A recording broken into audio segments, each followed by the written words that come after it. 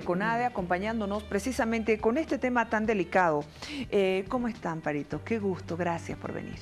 Muchas buenas noches, Jimena, buenas noches, amigos de este canal. A todos estoy a vuestra disposición para lo que quieran preguntarme. Gracias, Amparito. Hemos escuchado lo que dice el Comité Nacional de Defensa de la Democracia. Estábamos compartiendo hace algunos instantes parte de la conferencia de prensa convocada. Si se habilita la candidatura de Evo Morales, se estaría inaugurando una dictadura y lo delicado de este tema. Si se inaugura una dictadura, la población luchará en las calles.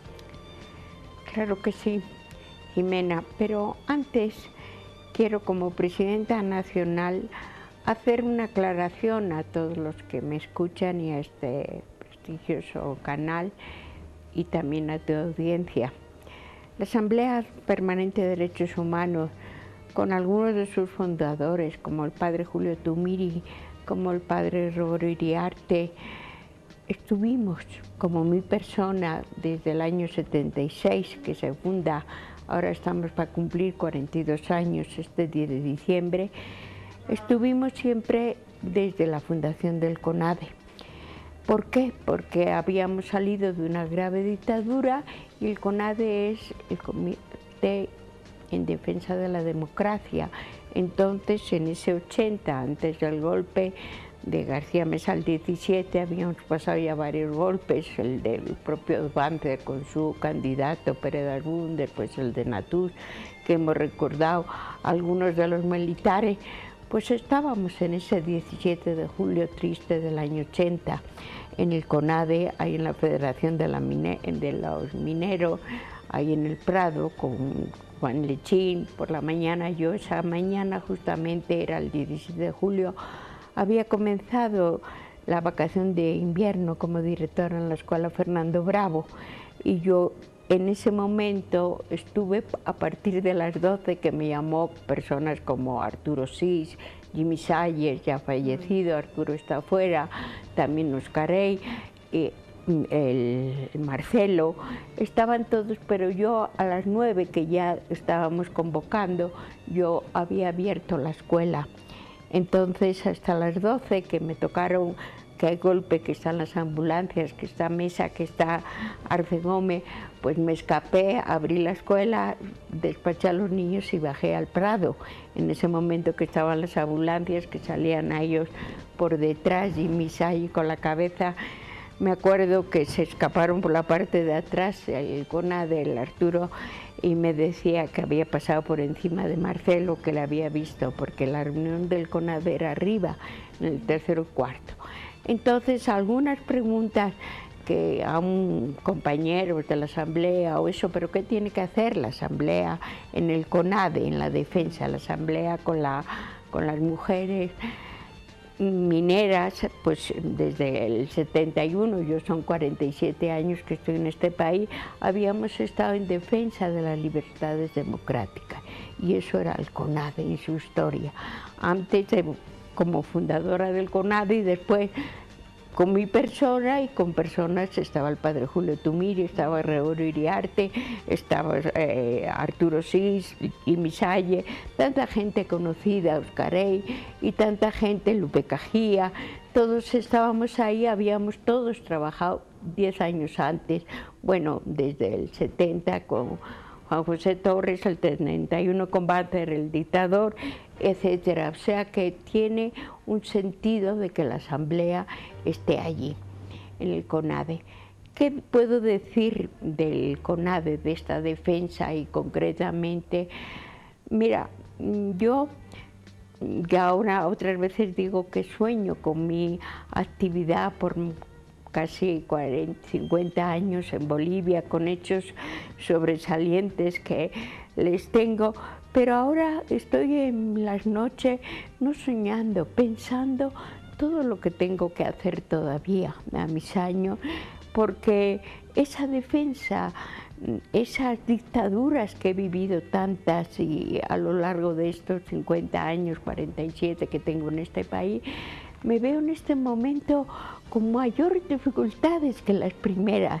Yo no sé, a veces digo es porque era más joven o porque era pero ahora me encuentro como con más dificultades para hablar a este pueblo que ha sido mi vida. O sea, llegué con 30 años, ahora con 80 estoy aquí como si no lo conociera. ¿Y por qué yo os digo eso? Porque es mi obligación también. Cuando escucho a esos diputados jóvenes como Flores o gente que ha participado y que de alguna forma han sido mis alumnos, que les he visto en su actividad, yo digo, ay Dios mío, qué lenguaje, aunque siempre he procurado entender a la aymara, estudiando su lengua, su comprensión. Cuando ellos me decían al frente, yo al frente, tú estás, Jimena, pero ellos al frente era pues del este al oeste, y siempre te he procurado, pero ahora me encuentro que el lenguaje y realmente aún en la aymara, me es más fácil entenderme con los queches, con los guaraníes, con eso. Es la formación de la aymara la que me tiene como muy acojonada, y eso que he sido educadora, porque realmente para mí a esta pregunta me parece que es una pregunta esencial que cuando hace en el 16, el 21, nos obligaron yo realmente a votar con un referendo, con una constitución. Ya había trabajado como educadora, si era la segunda o era la tercera, o ahora cuál va a ser la cuarta. Esa numeración, bueno, entonces me explicaron que la primera que no se terminó había sido en otro estado. Y yo decía, ¿cómo se puede cambiar de una república por una constitución a pasar que todos los documentos estamos en un estado nuevo? Entonces, la primera, Amparo, olvídatela. O sea, estudia la constitución, estudia la máxima ley. Y bueno, pues a la primera se presentó, cumplió del 10 al 15 y entra otra vez, que para mí ya era la tercera, pero bueno, es la segunda, y leo la Constitución, y la Constitución con los alumnos, con la gente sencilla de Llojeta, de Pasanqueri, de toda la lectura. He llorado con esa Constitución, la he vivido, la he trabajado, y cuando logro entenderla y nos llaman dentro de la Constitución, pues hay un derecho que da este Estado plurinacional a llamar a un referéndum para cambiarla. Y ese referéndum, de la forma más simple, pues vamos a votar con la mayor sinceridad, y además con palabras del propio presidente y del vicepresidente. Y no quiero enojarme, quiero explicarlo, porque les conocí antes de ser presidente, antes de ser vicepresidente, les conocí como personas. O sea, no estoy hablando... ¿Han cambiado demasiado? Dejando de cambiar. Mira, leí el domingo a Andrés Gómez que decía, pensábamos que eran así, resulta que son así, o sea, es tal el cambio de los dos, que realmente les he conocido hace muchos años, que de alguna forma nos hemos abrazado, nos hemos besado, nos hemos comprendido, y que realmente cuando nos llama a votar y yo le escucho, yo decía, bueno, pues realmente ellos tienen el convencimiento de que deben de seguir gobernando este pueblo. Amparito, ¿y qué pasa con esto? Que el resultado del referéndum que impide a Evo Morales una nueva reelección está por encima de la sentencia del Tribunal Constitucional. Porque si recordamos la sentencia del Tribunal Constitucional a pedido del MAS, el propio tribunal ha declarado que la repostulación sin límites es un derecho humano, suspendiendo así 4 artículos de la Constitución. Mira, qué bonito lo que me dices, los derechos humanos. Yo cuando fundé la Asamblea con la Constitución nos acogimos al 10 de diciembre, ahora vamos a tener el recuerdo de los 42 años de la fundación y 70 de la declaración. ese derecho humano de esa declaración, Jimena, para hablar con la gente, yo digo, bueno, todos nacemos iguales, con los mismos derechos, pero todos sabemos que no, que depende de en dónde nazcas, en el país, en la familia, en todo, es un derecho humano. Entonces ese Tribunal Constitucional que dice que es esa repostulancia, no tiene nada que ver con el referéndum, con el voto, con el tribunal electoral, que de alguna forma, igual que digo que me siento parte del defensor del pueblo, porque hice todo lo posible para que este pueblo tenga un defensor, también hice parte para que hubiera un tribunal electoral, con Cajías, con tantos amigos que nos dieron una altura de país, y con la nueva Constitución, que es la máxima ley, y que ahora me diga, mira, para mí, no quiero tampoco ni enojarme, ni porque el pueblo me ve, la gente sencilla, mira, está todas las aceras llenas de kioscos, me ven despacito, me acercan un poco de agua, un bombón, un caramelo, y toda esa gente sencilla quiere, como educadora, entender mis palabras, entender también a ustedes, a la prensa. Y cuando ellos me preguntan, tenemos una ley, y si no, el presidente no respeta esa ley, y esa ley le dio a un referéndum, nos llama a votar, y resulta que ahora, ay, está bien, se ha elegido un Tribunal Constitucional que ya no sé dónde estará, en qué cargo, pero 3, 4, 5 personas, no respeta a un tribunal que votó 1 a 1 a nivel nacional electoral, y que no le tuvo que ser fácil decir que no daban los resultados al sí, que tenía que aceptar el no. Cuando yo escuchaba a Álvaro decir, con que uno solo, digo, ay, me veo contando los 4 millones o casi 4 millones, uno, a ver, han tenido que ser muchos miles, porque con uno yo creo que el tribunal no hubiera sido posible, ¿no? Pero han tenido que ser fuerte ese pueblo que dijo que no. Y lo más asombroso es que ahora te dicen, ay, 3 personas o 4 de una constitucionalidad que todos sabemos cómo se ha ido formando con originalidad, primero con un voto y eso, pero con una ausencia, y que ese tribunal se atreve a decir que es un derecho a hacer. Bueno, a lo mejor ese derecho se puede cumplir, pero no en 3 o 4 o 5 sesiones continuas. Podrá ser un derecho a repostularse, pero no continuamente como derecho, Amparito, porque eso le da un poder que no nos deja realmente a otros ejercer ese poder con ese derecho, que ese derecho no se interrumpe porque porque sea un derecho de todo hombre y toda mujer a repostularse. Pero ese derecho no dice continuamente, perennemente. Ese derecho no dice que, bueno, o sea que ahora dicen hasta el 20, el 24, el 25, después será hasta el 30. Siempre habrá una modificación a ese voto ciudadano.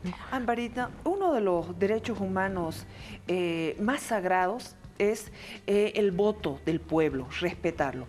Otro derecho humano sagrado es el que todos los ciudadanos vivamos en paz, no vivamos en situaciones de violencia, de confrontación. Dentro de un mes el Tribunal Supremo Electoral tiene esa decisión, si admiten o no la repostulación de Evo Morales.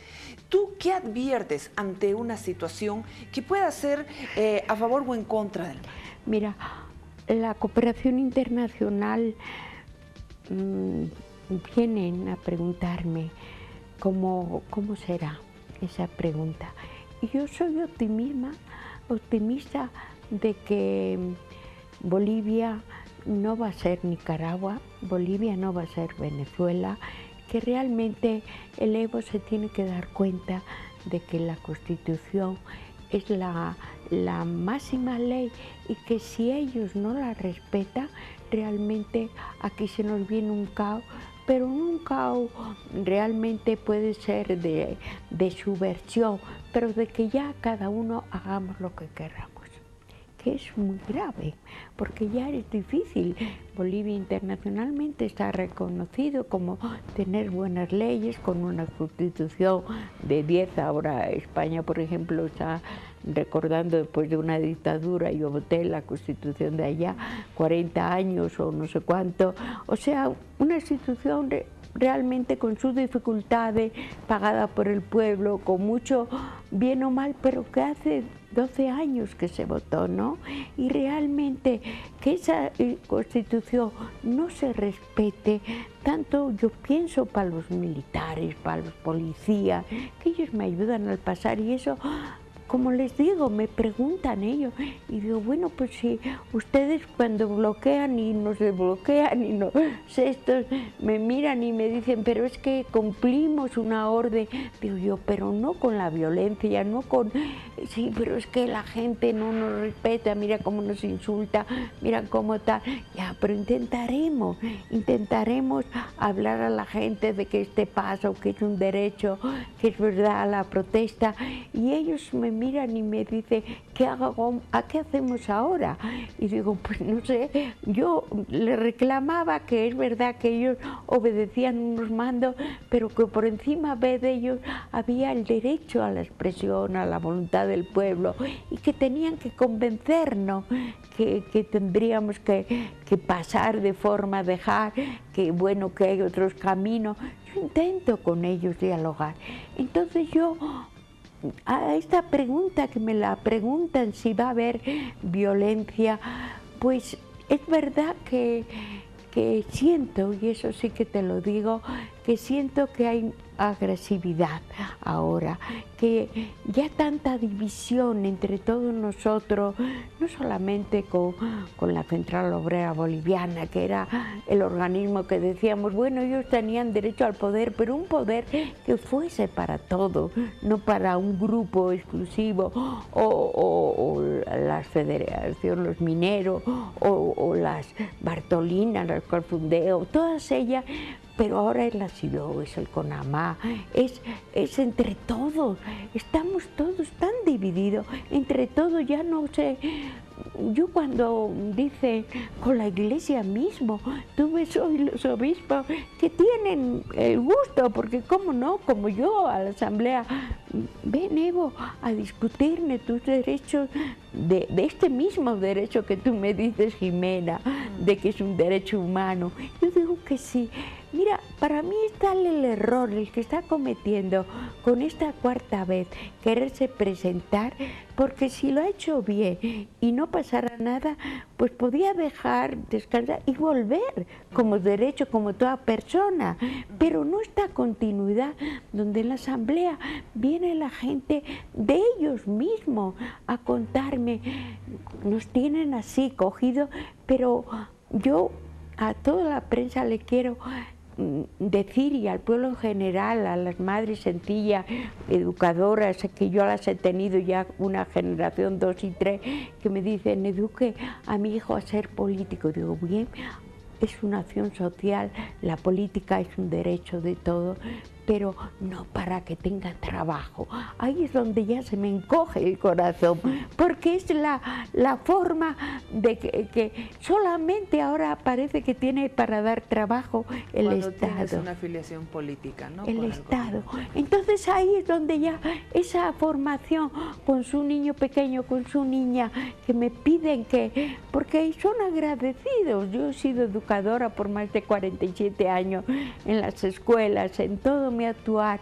Ahora es verdad que me veo muy sujeta a estar en los tribunales con la justicia y tengo que estar silenciada por no tener la profesión de abogado, aunque me doy cuenta que muchísimos maestros han querido unir las dos carreras y yo siento que la de abogacía no los derechos no se exigen con educación y la educación falta mucho de ser profesora, pero bueno, sería otro tema para otro día para tratar, Jimena. Claro que sí. Amparito, la última pregunta.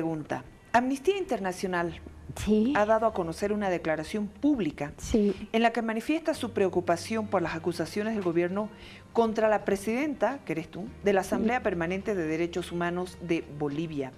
Te mencionan a ti desde Amnistía Internacional de que eres una histórica defensora de los derechos humanos y que las autoridades del más alto nivel del Estado boliviano han hecho graves acusaciones de manera pública y considera que estas acusaciones tienden de una manera a obstaculizar tu trabajo, a inhibir el trabajo que haces, incluso generando una posible estigmatización o hasta represalias. Mira, Jimena, aprovecho este momento. Yo llegó en el 71 a la amnistía. En ese momento no había la asamblea, había sido antes cuando las reinas habían puesto, pero había la Comisión Pontificia de Justicia y Paz de Luis Adolfo Siles Salinas, el padre Eri de Guasé, con el cardenal Mauro. Y yo jovencita, no tenía nada más que 30 años, me meten en esa Comisión de Justicia y Paz.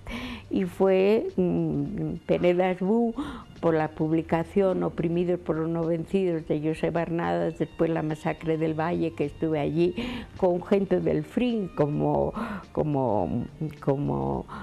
pues todos estos, Muruchi, todos estos, el que fue senador, el Motete, el de Cochabamba y todos esos. En esa publicación, por publicar la masacre del Valle, nos ponen en clausura, estaba Jorge Manrique, la comisión, y ahí es donde fundo Derechos Humanos. O sea que yo soy histórica.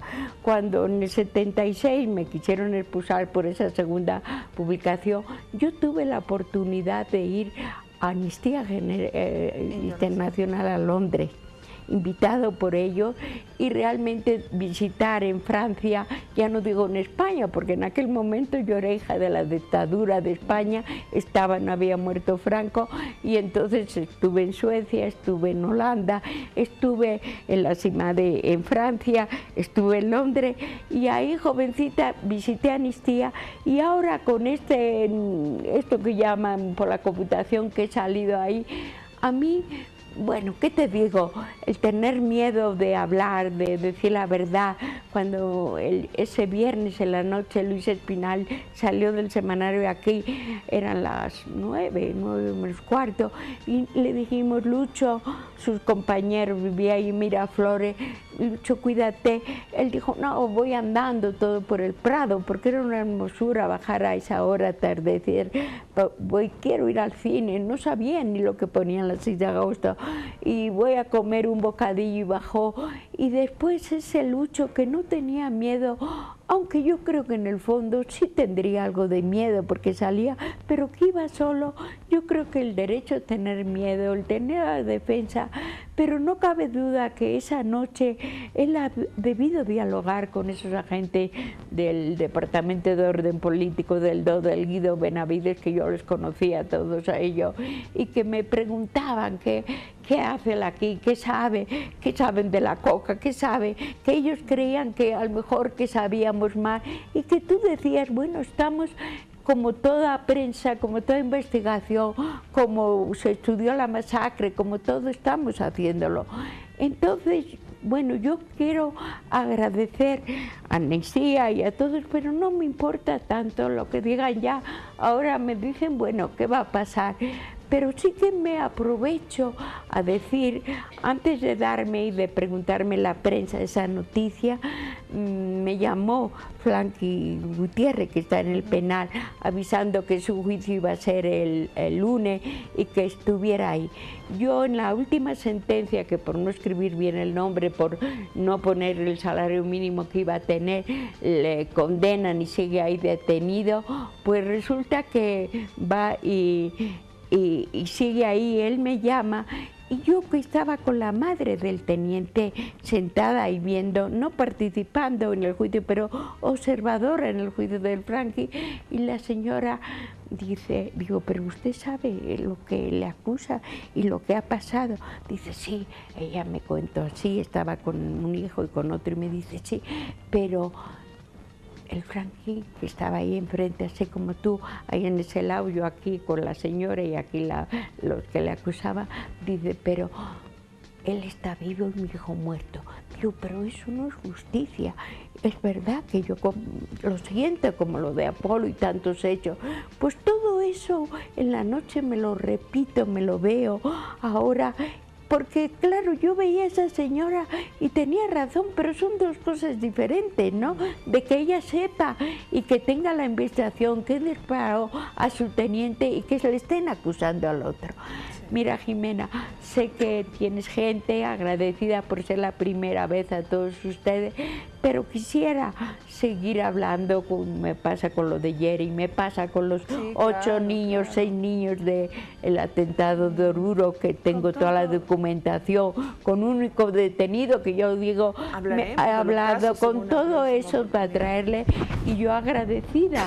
Yo nada más quisiera que hiciéramos esto, no que me viera la gente, porque eso me dice la gente, ay, Amparo, no te queremos ver enojada, pero sí que buscando lo que aprendí de mi amigo Lucho, la verdad nos tiene que hacer libres a todos. Gracias, Amparo. Gracias. Amparo Carvajal, la presidenta de la Asamblea Permanente de Derechos Humanos de Bolivia. Una pausa, enseguida regresamos. Gracias. En instantes vuelve la programación de